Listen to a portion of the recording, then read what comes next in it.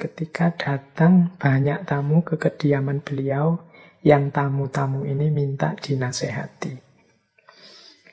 Akhirnya diberikanlah oleh Syekh Ibrahim bin Adham ini 7 wasiat, 7 pesan untuk tamu-tamunya. Yang pertama pesannya Syekh Ibrahim begini. Man kathuro kalamuhu fala tatma'u fi yaqdhati qalbihi. Pesannya Syekh, ingat-ingatlah barang siapa yang banyak omong, banyak bicara, maka jangan berharap bisa hidup hatinya. Jadi terjaga hatinya. Yaqdhah itu terjaga. Jadi man kasura kalamuhu fala tatma'u fi yaqdhati qalbihi.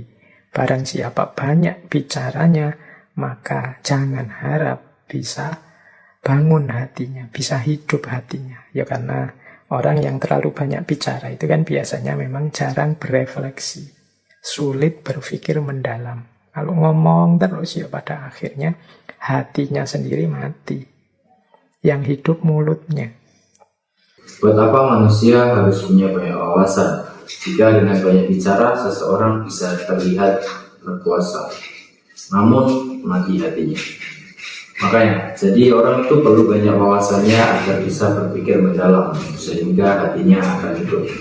Nah, kembali lagi di channel Risalah Hidup dengan kali ini melanjutkan video ngaji filsafat bersama Dr. Farudin Faiz dengan tema Ibrahim bin Adham, edisi Hajar dan Wali. Dan sebelum memulai, mari kita baca basmalah, simak sampai selesai agar bermanfaat untuk hidup.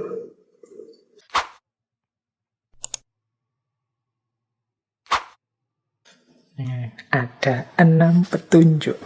Kalau tadi yang 5 syarat itu berarti untuk membersihkan diri kita dari dosa-dosa, dari maksiat. Kalau dalam dunia tasawuf, ini namanya takholli, pembersihan dengan 5 syarat. Sekarang aspek tahalli.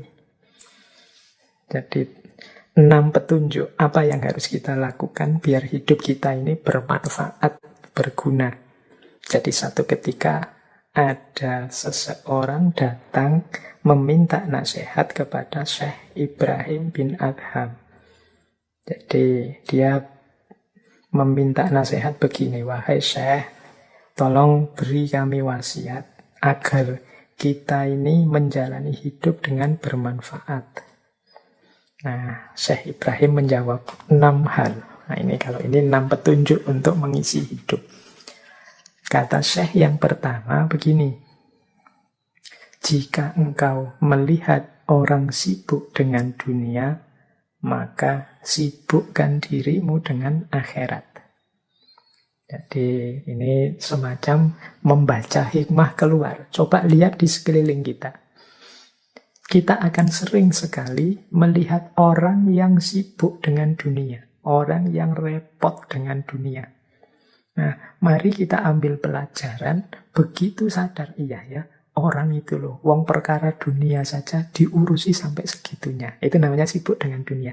Nah, begitu kita sadar ini, jangan kok terus kita memaki orang ini, mencela orang ini, enggak. Tapi kita terus masuk ke dalam. Kalau begitu, aku jangan begitu. Aku akan menyibukkan diriku dengan yang lebih hakiki, yaitu sibuk memperbaiki diri untuk akhirat. Jadi pelajaran pertama dari Syekh Ibrahim, kalau engkau melihat orang sibuk dengan dunia, sibukkanlah dirimu dengan akhirat. Jadi ini kan mudah kita cari kesibukan dunia itu ya di sekeliling kita, tiap hari kita melihat kesibukan orang dengan dunia, kerepotan orang dengan hal-hal duniawi. Jadikan itu pelajaran, setiap kali melihat peristiwa atau fenomena semacam itu, mari kita sibukkan diri kita dengan akhirat. Jadi baliknya ke kita itu sebagai pelajaran bahwa kalau begitu aku jangan seperti mereka yang hanya sibuk dengan dunia. Aku harus fokus pada yang lebih hakiki, yaitu kehidupan akhirat. Ini yang pertama. Yang kedua, kata Syekh Ibrahim, jika engkau melihat orang-orang sibuk memperindah penampilan fisik, maka sibukkanlah dirimu dengan memperindah dan mempercantik batinmu. Jadi ini juga mudah kita temukan di sekeliling kita, orang sibuk dengan memperindah penampilan fisik. Loh, memperindah penampilan fisik itu hidup yang rapi, pakai baju bagus, kemudian hidup secara bersih. Ini kan memperindah penampilan fisik. Ini manusiawi, tapi ada orang yang sibuknya itu terus. Jadi demi penampilan fisik banyak nilai dan norma yang dilanggar. Nah, ini namanya sibuk dengan penampilan fisik.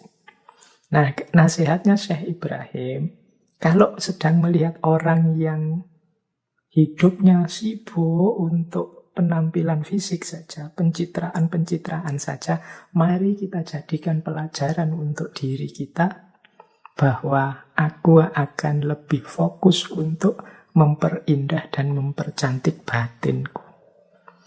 Jadi lebih fokus pada keindahan batin. Keindahan batin itu ya moral, ya spiritual. Jadi kedekatan kita dengan Allah, kebaikan akhlak dan moral kita, itu kecantikan batin. Jadi begitu lihat orang kok sampai segitunya berusaha untuk tampil cantik dan indah, nah, aku mengambil pelajaran dari situ, aku akan lebih fokus mempercantik batinku. Ini nasihat yang kedua. Nasihat yang ketiga, jika engkau melihat orang-orang sibuk mengurusi perkebunan, maka sibukkan dirimu dengan sibuk mengurusi hidup nanti di kuburan. Ini maksudnya nyambung dengan yang pertama tadi, kan ada orang itu sibuk dengan kerja, ngurus perkebunan dunia. Entah kerjanya, kebunnya dalam bentuk apa. Ya ndak harus tanah, ya mungkin kantor ini, kantor itu. Maka jadikan itu pelajaran, mari kita sibuk mengurusi hidup nanti di alam barzah, di alam akhirat. Ya di kuburan, karena pasti semua orang menuju ke sana. Ini yang ketiga, jadi ini mirip yang pertama tadi. Kalau ada orang kok sibuk dengan kerja terus, jangan lupa ada yang lebih hakiki. Semua orang nanti mati ada pada kuburannya masing-masing. Mari kita juga memperhatikan bekal untuk hidup nanti. Kemudian, jika engkau melihat ada orang yang sibuk mengabdikan diri kepada sesama manusia, maka sibukkanlah dirimu dengan mengabdi kepada Allah Rabbul Alamin. Jadi banyak orang yang mengikatkan diri kepada manusia yang lain, mungkin karena hartanya, mungkin karena jabatannya, mungkin karena posisi statusnya. Dia memposisikan diri di bawah orang-orang yang dianggap hebat ini, mungkin ada pamrih-pamrih mendapatkan keuntungan-keuntungan. Kalau kita melihat orang-orang seperti ini, mari kita kembalikan lagi kepada diri kita. Kita berjanji untuk semoga aku tidak seperti itu. Aku akan berusaha mengabdikan diri hanya kepada Allah saja. Kemudian yang kelima, jika engkau melihat orang-orang sibuk mengatakan aibnya orang lain, maka sibukkan dirimu dengan keburukan dirimu sendiri. Hari ini mungkin kita banyak melihat fenomena ini. Orang sibuk sekali mencari aibnya orang yang memang tidak dia sukai. Tiap hari mencermati, jelimeti, ini jeleknya orang ini jeleknya orang ini. Khususnya orang-orang yang tidak disukai. Biasanya terus kita sebel sama orang-orang ini, kita balas dengan menjelek-jelekkan mereka. Atau orang-orang yang dikagumi oleh mereka. Akhirnya isinya dunia digital kita hari ini tuh banyak saling menjelek-jelekkan. Nah, kalau petunjuknya Syekh Ibrahim kebalikannya. Mari kita justru sibuk dengan kembali pada diri kita sendiri. Kok begitu lihat, wah ini ada orang menjelek-jelekkan orang lain. Wah, saya jadikan pelajaran, aku harus lebih fokus pada kejelekanku, karena kejelekanku sendiri juga masih banyak. Nah, ini pelajaran kelima dari Syekh Ibrahim bin A'zam. Jadi kita mengisi hidup dengan fokus pada keburukan kita sendiri. Dan yang terakhir, ini seperti yang nomor 3 tadi. Jadikan kehidupan di dunia ini sebagai taman pertanian yang akan mengantarkan engkau ke kebun akhirat.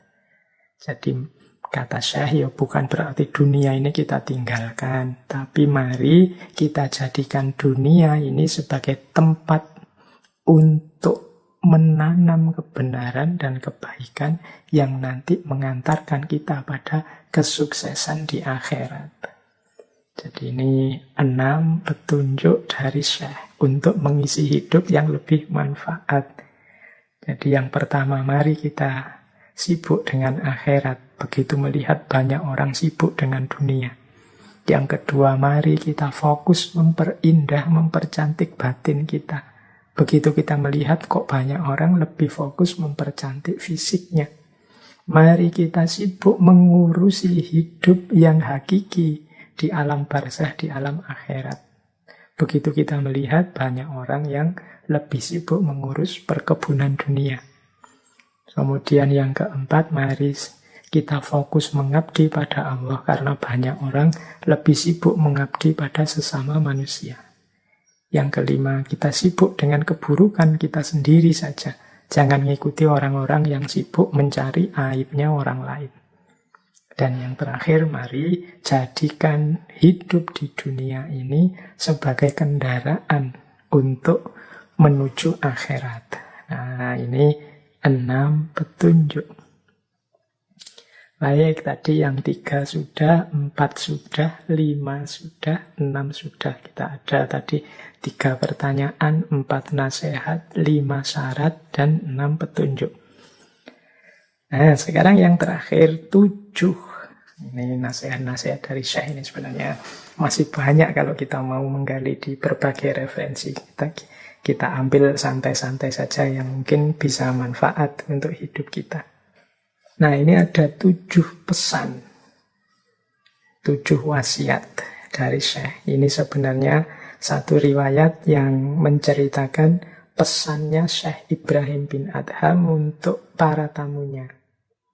Jadi satu ketika datang banyak tamu ke kediaman beliau, yang tamu-tamu ini minta dinasehati. Akhirnya diberikanlah oleh Syekh Ibrahim bin Adham ini 7 wasiat, 7 pesan untuk tamu-tamunya. Yang pertama, pesannya Syekh Ibrahim begini.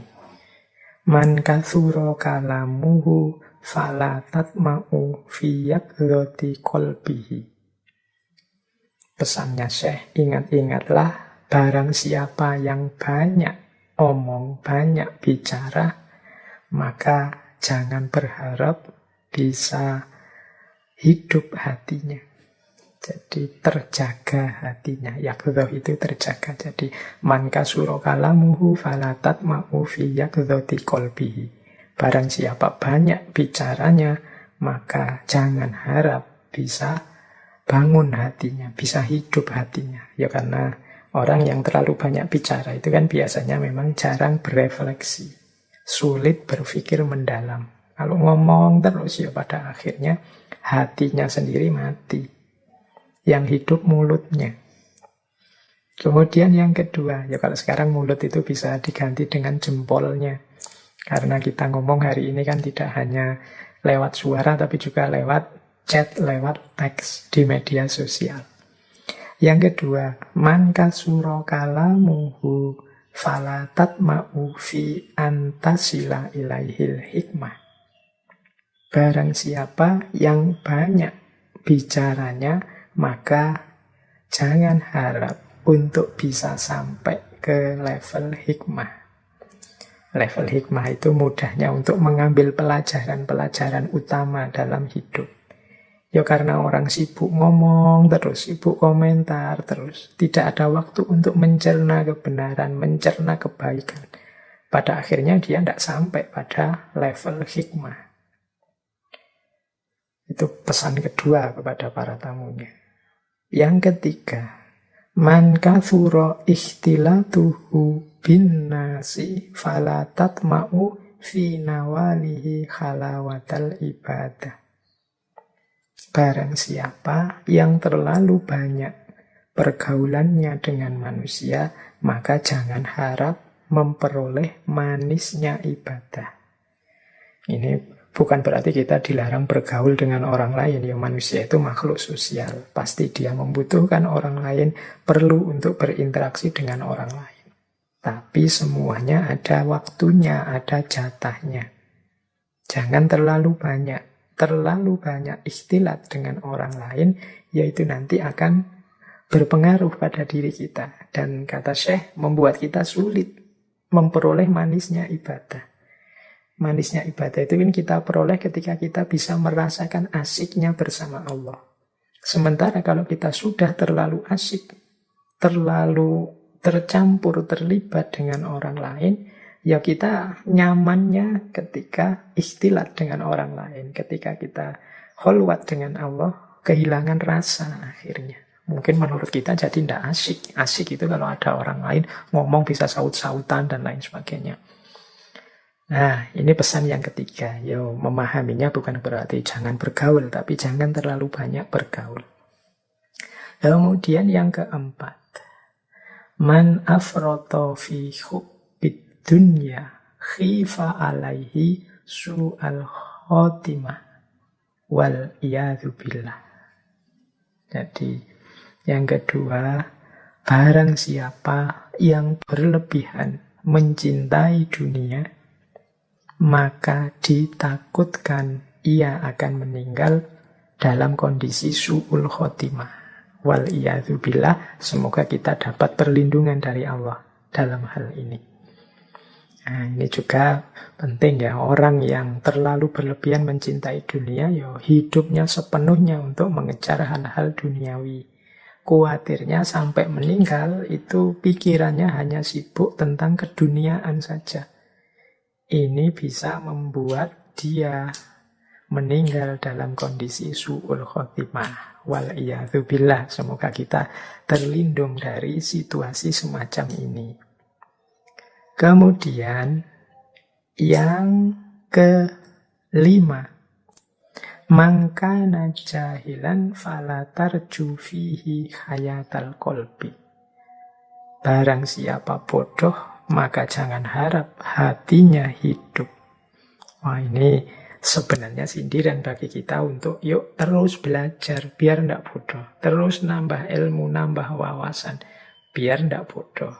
Karena kalau kita tidak belajar, wawasannya sempit, ya mudah untuk matinya hati.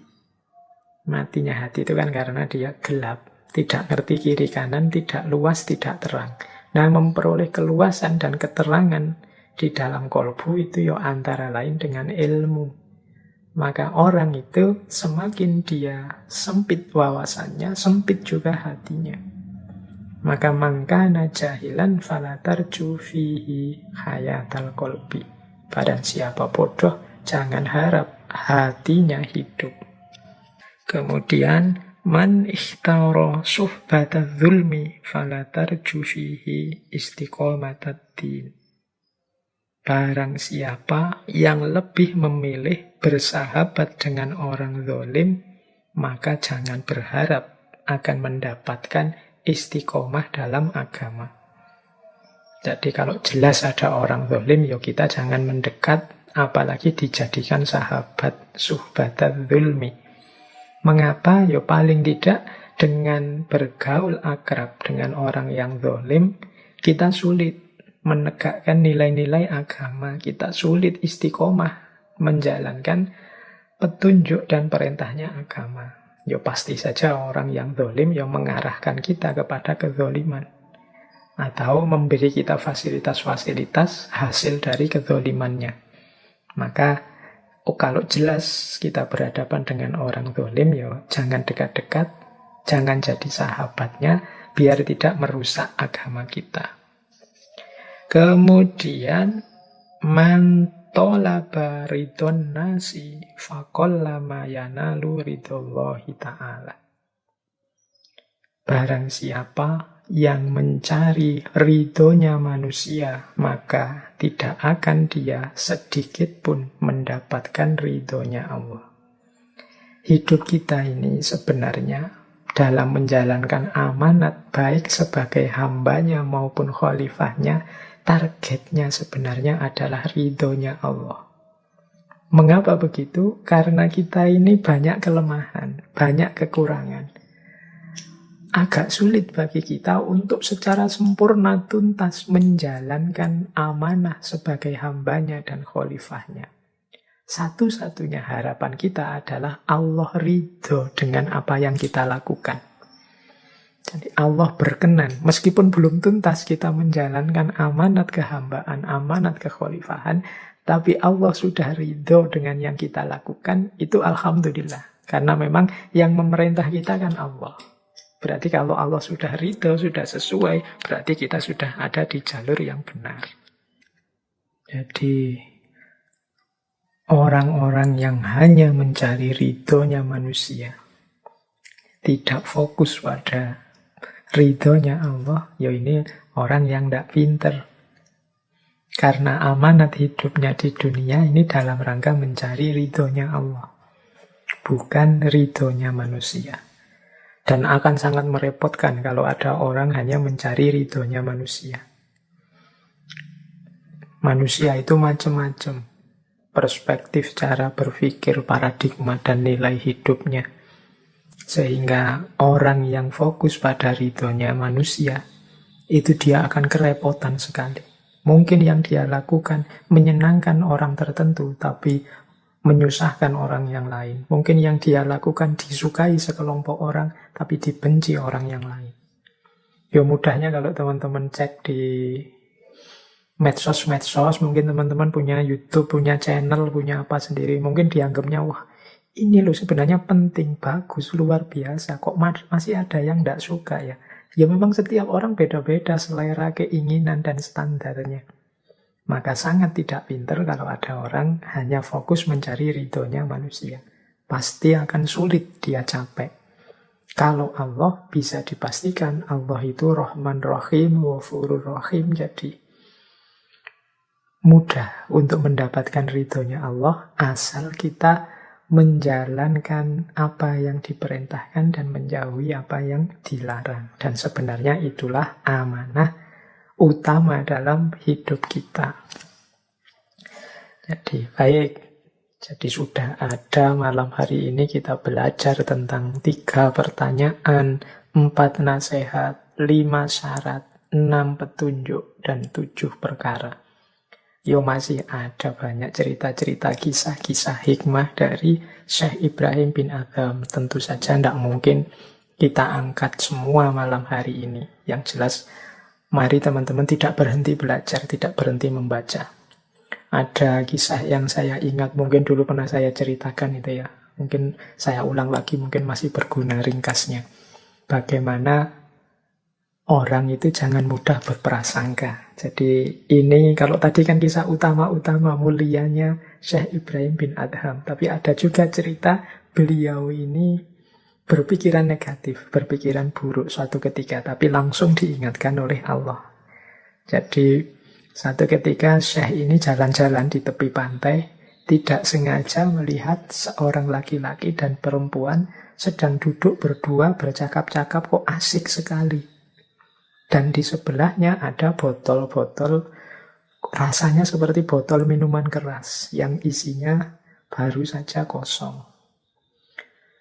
Nah, Syekh Ibrahim melihat ini, itu terus geleng-geleng kepala sambil istighfar, astagfirullah, kok ada ya manusia kayak gini, senang sekali dengan maksiat, asik berdua dengan perempuan, minum minuman keras, apa dia tidak sadar itu dosa. Baru saja batin seperti ini, tiba-tiba tidak jauh dari tempat itu, tadi tempatnya di pantai, tiba-tiba ada kapal yang terhempas di pinggiran pantai. Dari dalamnya ada beberapa orang yang tenggelam.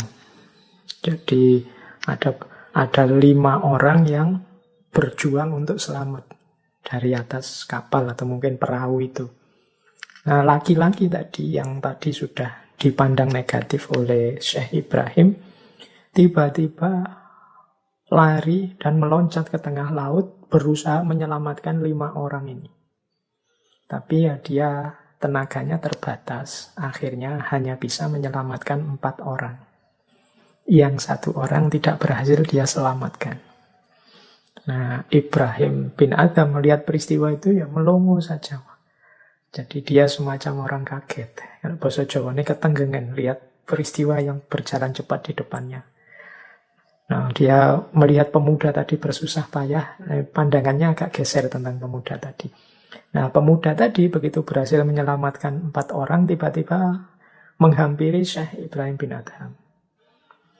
Sambil setengah melotot, dia bicara pada Syekh, "Wahai Syekh, saya berhasil menyelamatkan 4 nyawa. Aku orang rendah yang kamu anggap banyak maksiat ini, berhasil menyelamatkan 4 nyawa.